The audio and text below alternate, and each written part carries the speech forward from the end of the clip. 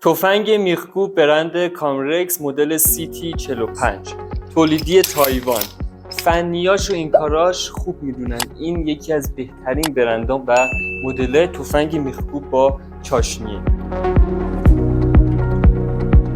همراه این تفنگ یک کیف همراه، 2 عدد فرچه تمیز کننده تفنگ، 5 عدد ضربه‌گیر و 5 تا فنر ضربه‌گیر، 1 عدد عینک ایمنی، 1 عدد روغن روان کننده و 1 عدد دستمال مخصوص و دفترچه راهنما.